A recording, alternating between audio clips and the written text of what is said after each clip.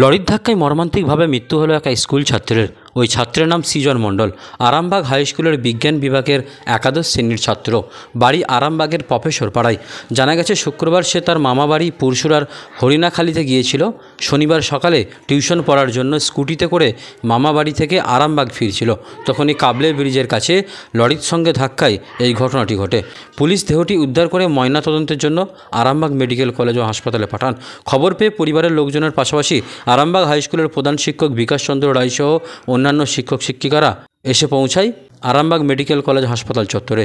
অত্যন্ত মেধাবী ছাত্রের এই মর্মান্তিক মৃত্যুতে শোকস্তব্ধ পরিবারের লোকজন থেকে গোটা স্কুল।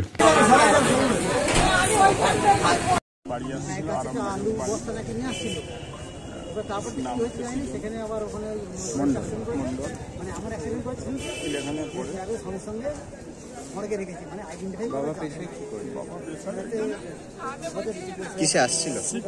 কিসে আসছিল?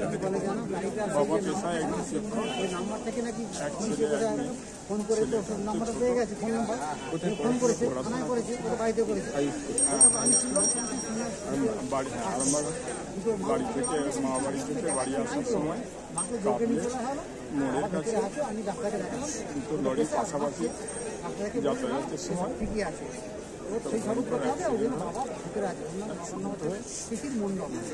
ইনি কিসে ছিলেন? একাই আসছিল। কোথায় পাশের বাড়িতে বাড়ি আসছিল। মা বাড়িটা কোথায়?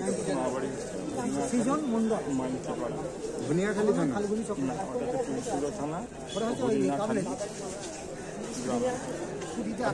গ্রাম। আমিও হচ্ছে আমার সম্পর্কে। বাড়িটা কোথায় ওনার ছিল? আমার বাড়ি আরামবাগ প্রফেসর পাড়ায় বাড়ি। আর ছাত্রের বাড়িটা? বাড়ি আর আরামবাগ। সকালে এখনটা বারান্দা দাঁড়িয়েছি, তখন সামনে একটা চন্দনের বউ আমাকে বললো আমাদেরকে সৃজন মারা গেছে। আমি বুঝতেই পারছি না সৃজন মারা গেছে কি। বলছে হ্যাঁ, বলছে কোথায় মারা গেছে কি জানিনি। শুনি আমার স্ত্রী বললো তুমি তারা হসপিটালে চলে যাও। গিয়ে তারপরে এখানে এসে জানতে পারছি যে মা বাড়ি থেকে ফিরছিল ওই পশ্চিমপাড়া, ওখানে মা বাড়ি, ওই যেখানে সদ্বুতে যেতে হয় আর কি। একটা আলুর বস্তা ছিল সামনে, যেখানে পাটা রাখি আর কি, স্কুটিতে আসছিল।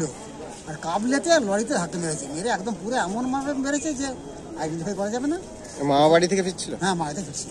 কোথায় হয়েছে? কোথায়? কাবলেতে হয়েছে। ওনার বাড়িটা কি আছে?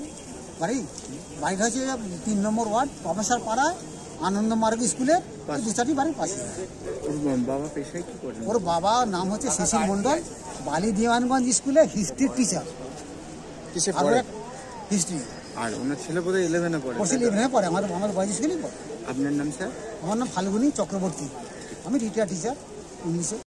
এত ভালো একটা সম্পর্কে আমরা হারালাম। খুব মিষ্টভাষী, দেখতে অত্যন্ত সুদর্শন, পড়াশোনায় খুব সুন্দর। মানে আপনারাও যদি দেখেন ছাত্রটিকে, দেখলে মানে চোখ ফেরাতে পারবেন না, এত ভালো ছাত্র ছিল এবং কারোর সঙ্গে কোনোদিন অশান্তি ছিল না। 5 থেকে পড়ছে, মানে সকলের সঙ্গে বন্ধুত্বপূর্ণ আচরণ করতো। মানে আমরা আরামবাগ হাই স্কুল থেকে আজকে এখানে আমরা এসেছি হসপিটালে, মানে এটা বড় দুঃখের দিন।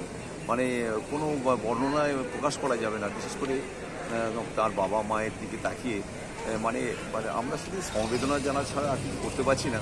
কিন্তু এটা আমাদের কাছে বড় প্যাথেটিক। মানে আমরা চাই না যে এরকম ঈশ্বরের কাছে আবেদন করছি, প্রার্থনা করছি যে এরকম যেন দুঃখের দিন যেন আর কোনো ছাত্রের কাছে না হয়। পঞ্চম শ্রেণী থেকে পড়ছে, এখন একাদশ শ্রেণীর সায়েন্স থেকে পড়ছে।